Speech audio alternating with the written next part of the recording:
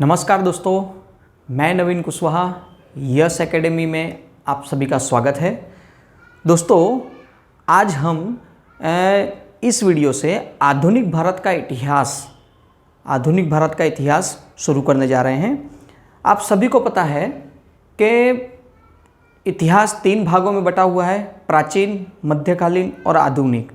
लेकिन जब पेपर में जब क्वेश्चन पूछे जाते हैं तो ये समझिए कि आधुनिक भारत के इतिहास से सबसे ज़्यादा क्वेश्चन होते हैं, उसके बाद में प्राचीन से होते हैं और सबसे कम मध्यकालीन भारत से पूछे जाते हैं।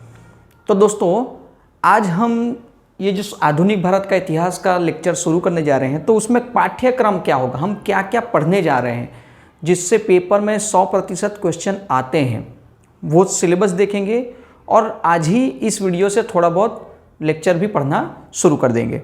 ठीक है, तो देखिए, पाठ्यक्रम की बात करें तो हमें ये सारी चीज़ें, और कुछ हैं जो हमने 1-2 चीज़ नहीं लिखी हैं, तो ये सारी चीज़ें हमें आधुनिक भारत के इतिहास में पढ़ना जरूरी है।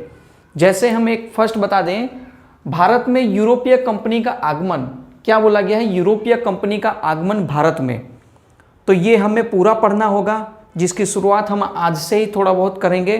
ठीक है, फिर नेक्स्ट लेक्चर से आधुनिक भारत का इतिहास चैप्टर वाइज पढ़ेंगे। जैसे डच जो आए थे पहले, पोर्टुगल, डच, ब्रिटिश, ये शुरुआत हम करेंगे और विस्तार से उनके बारे में पढ़ेंगे डिटेल्स में। आधुनिक भारत का इतिहास शुरुआत इसलिए की जा रही है, इसका प्लेलिस्ट आपको अलग से मिलेगा। दूसरी बात, इसमें से क्वेश्चन सबसे ज़्यादा पूछे जा रहे हैं, इसलिए ये ज़रूरी है। ठीक है, तो इसका प्लेलिस्ट भी आपको अलग से मिलेगा, आप देख सकते हैं।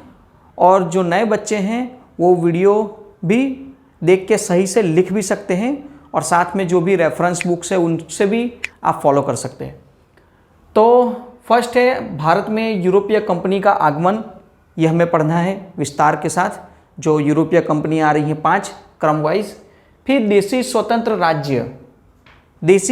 राज्य है, उसके बाद में हम अगर और भी स्वतंत्र राज्य बताएं, या फिर कह सकते हैं कि अंग्रेज़ों के शासन, जहां अंग्रेज़ों का कब्जा था, वो भी बता सकते हैं।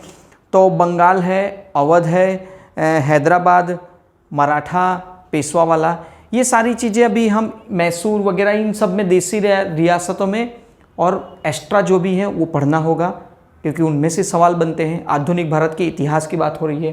फिर नेक्स्ट देखते हैं कि अंग्रेजों का भारत में विजय, ठीक है, अंग्रेज भारत में कैसे विजय प्राप्त करते हैं, अन्य जो 4 यूरोपीय कंपनियां थी उनको पीछे छोड़ के ये आगे कैसे निकल जाती है।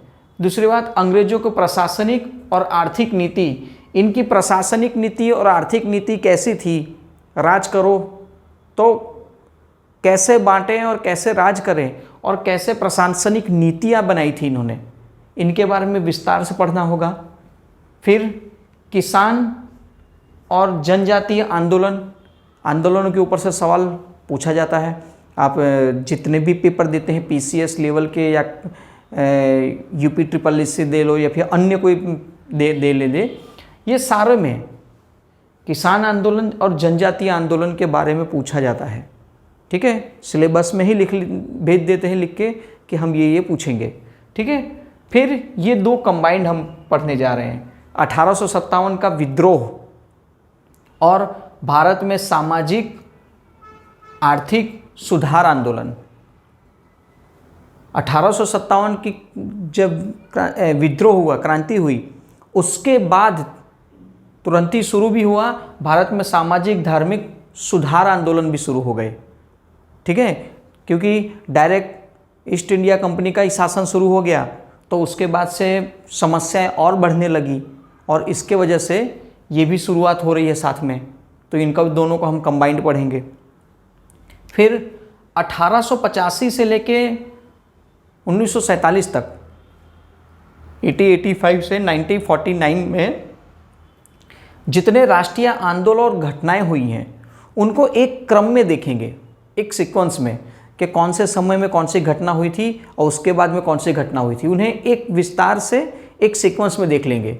तो जिससे क्या होगा कि 1 डे 1 लाइनर या जो एग्ज़ाम होती हैं उनमें भी ये बहुत ही महत्वपूर्ण हो जाएगी।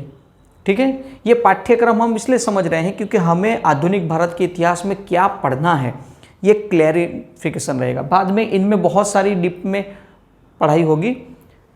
और अन्य अगर कुछ कहें तो गवर्नर और गवर्नर जनरल या वाइसरॉय पढ़ेंगे, ये एक सवाल बनता ही बनता है। फिर पुस्तकें हैं, पुस्तक बुक जो प्रतिष्ठित पुस्तक है, न्यूज़पेपर है, इनके बारे में हमें डिटेल्स में पढ़ना है कि उनके ऑथर कौन है, न्यूज़पेपर के संपादक कौन थे, ठीक है, वो उनके बारे में डिटेल्स में पढ़ेंगे। फिर एक सवाल बनता है हमारा गांधी युग से, गांधी युग, गांधी जी के ऊपर से चंपारण आंदोलन समझो या खेड़ा सत्याग्रह समझो, अहमदाबाद मिल आंदोलन समझो, जो भी समझे, एक सवाल गांधी जी के ऊपर से आता है। कितने भी पेपर ले लीजिए, गांधी जी फेवरेट हैं इस चीज़ में, तो ज़रूर से ज़रूर आता है। तो आपके सामने यह एक पाठ्यक्रम रखा हमने कि जिसमें आधुनिक भारत के इतिहास में हम क्या पढ़ने जाएंगे और क्या पढ़ेंगे। अब इसमें 2-3 चीज़ें हमने ऐड नहीं की है, लेकिन जब हम वीडियो बनाएंगे तो वो आपको बता दिया जाएगा, ठीक है। तो आज से ही हम लेक्चर शुरू करते हैं और फर्स्ट लेक्चर में ही शुरुआत कर देते हैं कि यूरोपियन कंपनी का आगमन, क्योंकि कभी कभी बेसिक एकदम पूछ लिया जाता है कि पोर्टुगल थे या फिर डेनमार्क कब आए थे भारत में। देखिए, जाने का क्रम सबका अलग अलग है, कोई फर्स्ट आता है और लास्ट में जाता है, और कोई सेकंड आता है तो वो सबसे पहले चला जाता है। मतलब इनका जाने का क्रम ऊपर नीचे है, लेकिन आने का क्रम जो है वो हमें याद रखना है, ठीक है। तो देखें, फर्स्ट लेक्चर में हम देखते हैं यूरोपीय कंपनी का आगमन। तो यूरोपीय कंपनी जो आई है भारत में, वो किस तरह आई हैं, कहाँ से आई हैं, किस तरह से आई हैं, वो हम चैप्टर वाइज इनके डिटेल्स में पढ़ाई करेंगे। क्यों? क्योंकि ये जितनी भी यूरोपीय कंपनी थी, ये भारत केवल बिजनेस करने के उद्देश्य से, अपना व्यापार बढ़ाने के उद्देश्य से, और भारत इस चीज़ों में फेमस था कि यहाँ मरी मसाला, ब्लैक पेपर, इन वजह से यूरोपीय कंपनियों का यहाँ पर यूरोपीय लोगों का आगमन शुरू हुआ।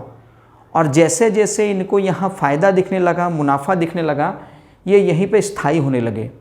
और स्थायी होते होते ये देखा जाए हम तो प्रशासनिक और आर्थिक नीतियों में भी ये इन्वॉल्व होने लगे।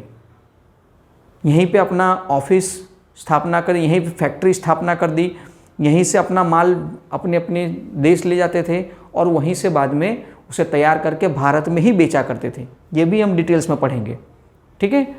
तो यूरोपीय कंपनी का आगमन की शुरुआत करें तो फर्स्ट है पोर्टुगल। पोर्टुगाली 1498 में ये भारत में आए फर्स्ट, वास्को दी गामा, ठीक है। तो शुरुआत हम करेंगे तो पोर्टुगाली से। तो पोर्टुगाली 1498 में भारत आते हैं। ये आपको स्टैटिक पार्ट याद रखना है, इसलिए क्योंकि ये सवाल बेसिक लेवल पर पूछ चुके हैं। डच कब आए थे? 1602 में। ब्रिटिश मतलब अंग्रेज जिन्हें बोलते हैं 1608। ऐसे तो अंग्रेज सभी को बोलते हैं, लेकिन ब्रिटिश जो आज 1947 तक थे तो हम ज़्यादातर इन्हीं को अंग्रेज बोलते हैं। ब्रिटिश 1608। डेनिश जिसे हम डेनमार्क बोलते हैं 1616 में भारत आए थे। फ्रांसीसी 1664 में आए थे। देखिए इनका आने से लेकर 5th नंबर का देखिए कितने करीब देखा जाए तो 150 साल बाद फ्रांसीसी आए थे भारत में, ठीक है। अब ये जितनी भी कंपनियां हैं ये सारी यूरोपीय कंपनी, हमने जैसे बताया कि बिजनेस करने के पर्पज़ से आए थे, फिर बाद में आर्थिक सामाजिक और हर तरह से ये इन्वॉल्व होने लगे और स्थायी होना शुरू कर दिया। तो ये जितनी भी कंपनियां थी ये 5 प्राइवेट कंपनियां थी। लेकिन एक सवाल बनता है कि इन यूरोपीय कंपनियों का जो आगमन हुआ भारत में, इनमें से एक कंपनी कौन सी है जो सरकारी कंपनी थी, गवर्नमेंट कंपनी थी? तो कौन सी थी? फ्रांसीसी, ये वाली कंपनी लास्ट में जो आई थी।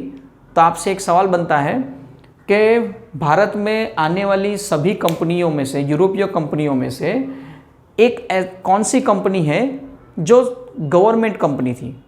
क्योंकि वहाँ की सरकार ने, वहाँ की गवर्नमेंट ने बना के एक सरकारी कंपनी बना के बाद में उसे भारत में भेजा था, तो वो थी फ्रांसीसी कंपनी, ठीक है दोस्तों। तो तो ये पाठ्यक्रम हमने आपको समझाया है, ये अच्छी तरह से आप एक पेज में या बुक्स में उतार लीजिएगा, क्योंकि आधुनिक भारत के इतिहास में हमें जो पढ़ना है आपका फोकस ये सिलेबस के हिसाब अकॉर्डिंग होना चाहिए और इसी के हिसाब से आप पढ़ाई करेंगे। बीच में कुछ कुछ ऐसे सीक्वेंस हो जाएंगे जैसे धार्मिक आंदोलन, सामाजिक आंदोलन, तो आप चाहें तो इसे आगे पीछे भी कर सकते हैं, लेकिन जितने भी इतिहास के पाठ होंगे वो सीक्वेंस में ही पढ़े जाएंगे। ठीक है, तो आधुनिक भारत का इतिहास शुरू करेंगे। नेक्स्ट लेक्चर में हम शुरुआत कर देंगे यूरोपीय कंपनी का आगमन में पोर्टुगल से, तो आप उसे अच्छी तरह से देखिएगा। और अगर वीडियो अच्छा लगे तो लाइक शेयर सब्सक्राइब जरूर से करिएगा और दोस्तों को भी शेयर करिएगा। नमस्कार।